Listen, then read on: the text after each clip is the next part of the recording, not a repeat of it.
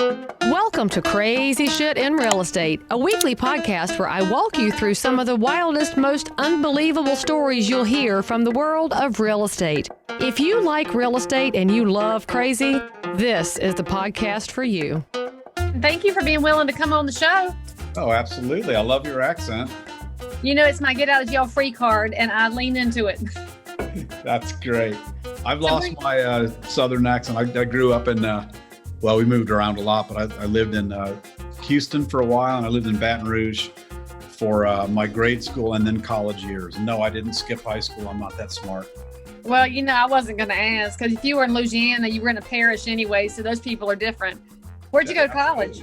Yeah, absolutely. All right, so tell us where you're located, Jim. What city are you in, state? Yep, right now I'm in Monument, Colorado, which is just north of Colorado Springs and south of Denver.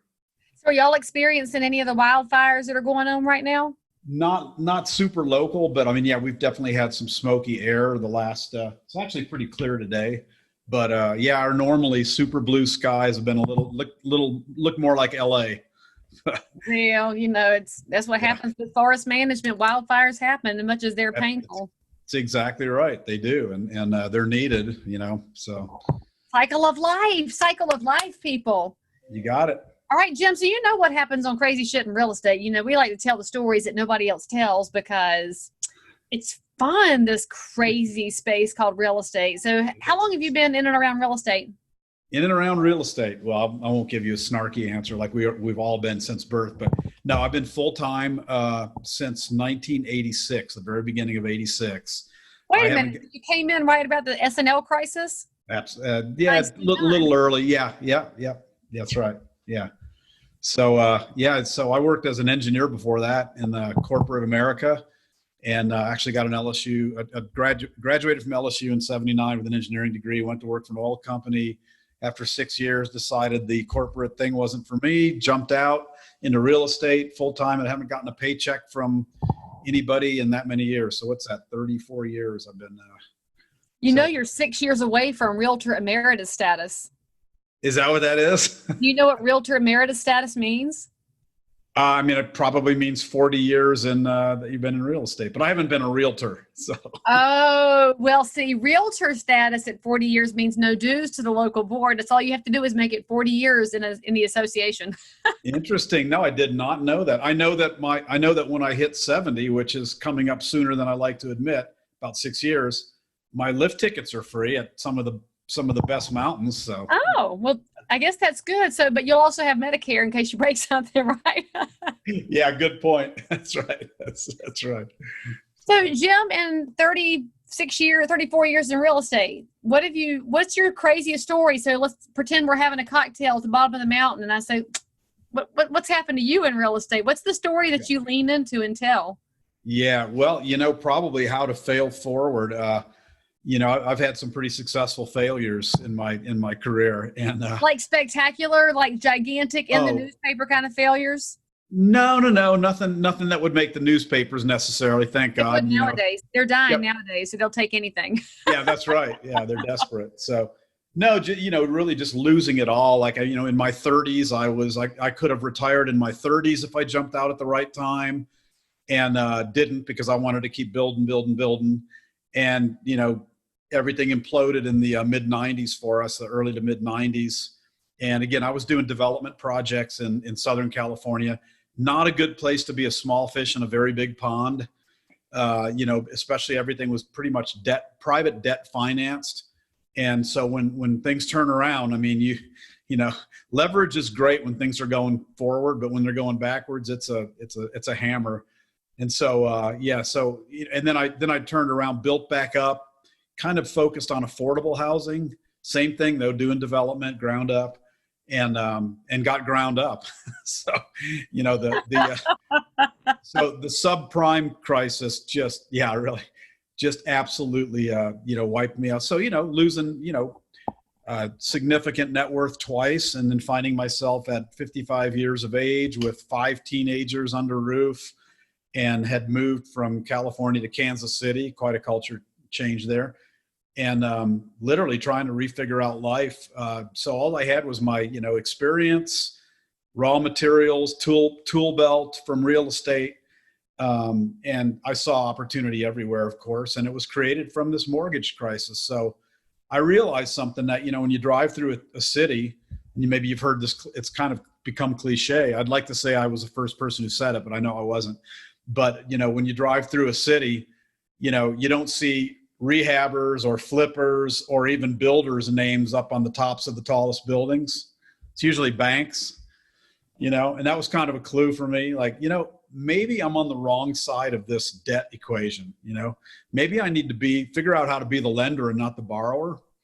So I discovered purchasing mortgages in 2010 by going to a conference in Denver, and then started studying it. And in 2011, I bought my first non-performing mortgages, and I was hooked. And by 2012, hooked up with a partner, a guy that I'd known, is kind of a finance guy, and he'd built a big tech business in the 90s.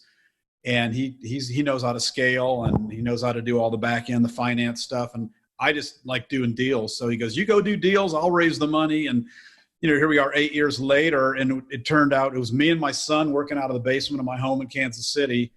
And then this guy that I partnered up with, Bob Frazier, in 2012. And here we are, 8 years later, and we have a company. We actually just made we're about halfway in the middle of the Inc. 5000 fastest growing private companies. Wow. And, what I thought was going to be a 2 or 3 year gig has turned into a company, and we have processes and teams and great relationships in our space. And we're doubling every year. I mean, we're killing it and having. But is your name on the building yet or not yet? No, we don't have our name on the building, but Is it going to say Bob and Jim? Because it can't say DJ, because that's going to go the direction altogether.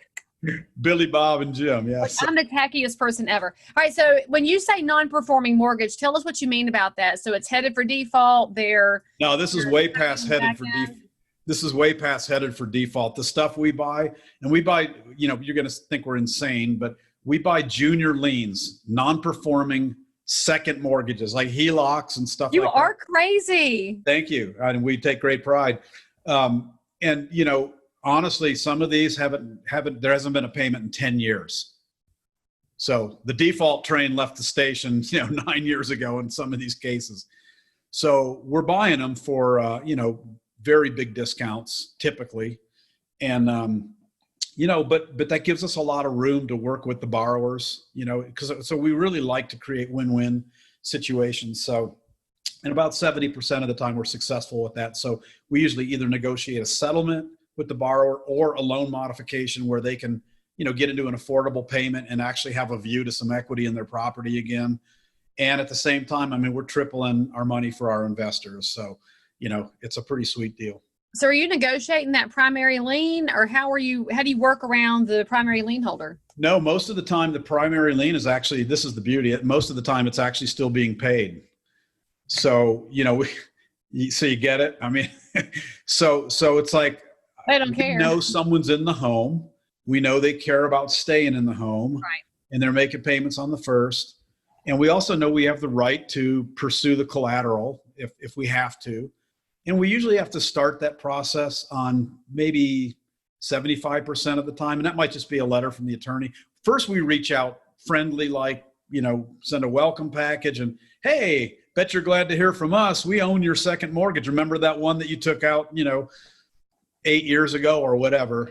And, but a lot of times we don't get responses from borrowers right away.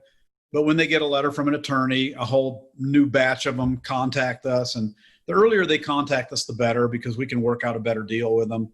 And a lot of times we have to start foreclosure, and then they say, "Well, you can't foreclose. You're only a second lien." So, well, yeah, we actually can. And so, but but in most cases, to answer your question, the senior mortgage is being serviced by the borrower. So I love this, that your goal is not necessarily to buy the note and run people off. It's to find solutions. But I could have caught that coming, since you were focused on the affordable housing space for a long time, which means your general sense of optimism is also applied in the general sense of trying to help people. And I think that's a space that nobody really ever talks about. And we're looking at defaults and we're looking at notes that are behind, is that there's a humanitarian piece to this, because people love these houses. And how often would you say that 10-year-old note they were not paying it on purpose, and how many of them it just fell by the wayside in raising kids and they never thought about it again? Well, the second liens particularly are treated a little differently by the institutions. So they don't, they charge them off. I mean, typically after 90 days. And so then, after a while, the borrower stops getting love letters. And so, maybe they assume, hey, maybe we don't owe it anymore. Well, no, the fact of the matter is the institution just doesn't have the bandwidth to come collect it. So it goes into the trash can from the institution's perspective, and we're trash pickers. Hate to say that, but no, that's, it's a problem that needs to be solved, and it's financial chess. I mean, we've built a team of workout people that are all former bank and mortgage people. And they know how to treat people right. They're very up to date on the consumer laws, and we're very compliance minded. But we're real people, and we can roll our sleeves up and have a conversation with somebody and work a deal out in a phone call, and then paper it up. And we've eliminated 2/3 of their debt, and we've created a nice profit for our investors. And it works. It's been working. So at the time that we're recording this, of course, we're still dealing with the global pandemic, and we're dealing with a lot of uncertainty in the financial markets and the mortgage markets, and particularly with liquidity. So are you moving into the space of the people who have been receiving forbearance? And for those of y'all that are consumers who listen, the forbearance process just means people have asked their banks to be forgiven the requirement to pay a mortgage note right now, have it tacked on to the end. So what's happening with our mortgage banks, there's a blind spot developing. There's people who are not paying their notes because they don't have to. They don't have to prove hardship, but the piper always comes a-calling. So I'm curious if you guys are talking to your bigger lender partners about that blind spot, and what are you doing to prepare to help people as we get to the other side of COVID?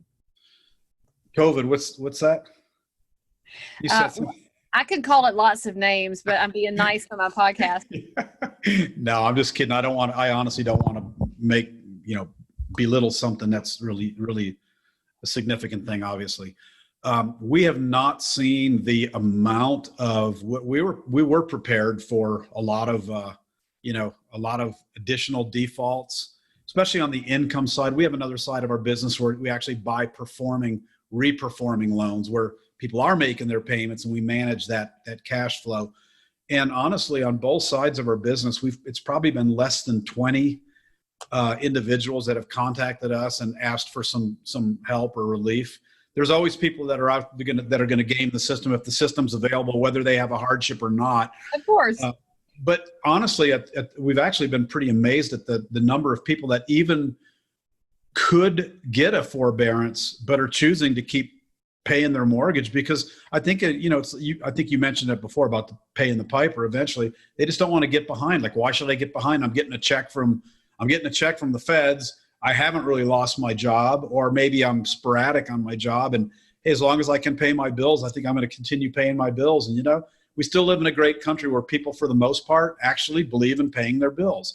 And by the way, people actually do want to work. I know there's a lot of talk out there like we're incentivizing people not to go back to work. Well, there's always going to be a handful of people that's the case, But for the most part, people want to work and be productive, and they want to pay their bills and stay on top of things and ahead of the curve. And so I'm actually kind of proud of our citizens, going through this and seeing, the level of, of people that really are stepping up. And so we have not been.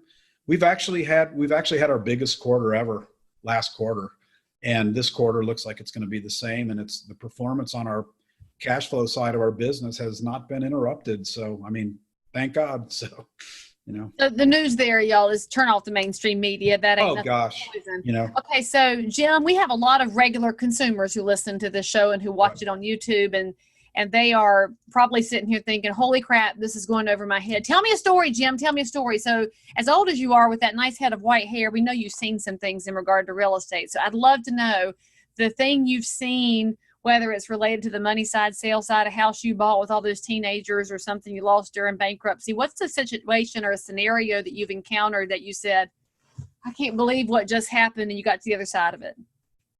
Okay. Well, one comes to mind.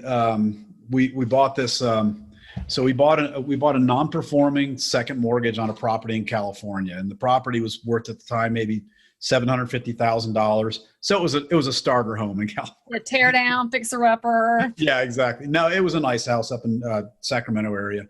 And anyway, this borrower, she owed like something like $250,000, and I think we had bought this mortgage for 30. And we had all kinds of room to make a deal with her, and we started reaching out and trying to get her to come to the table. Her first mortgage was only about 300, so there was even equity above the full payoff on ours. So there's really no reason.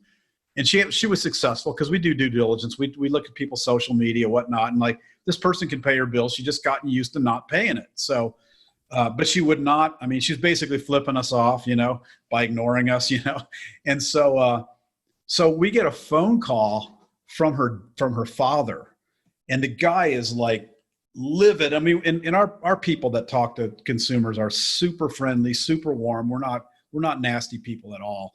And I mean, he's like livid, like, why are you hassling my daughter? You're a predatory, this and that. And we say, well, sir, do you realize, I mean, we haven't received a payment on this mortgage in 7 years. And the phone went just absolutely silent.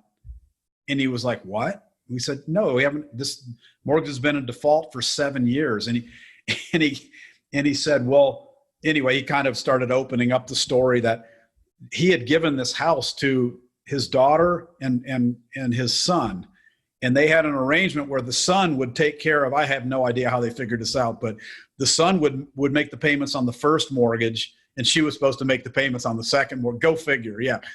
And that's a terrible setup. If you're a parent out there listening, don't do that. No. Yeah, exactly. Do not do that. Do not do that. So the guy goes, well, I'm going to be with them this weekend, and you're going to be hearing from us again next week. And I'm thinking, I'm not sure what we're going to hear from him. Next week, he calls up and says, what's the exact balance that's owed on this mortgage? Well, I think it's $275,000.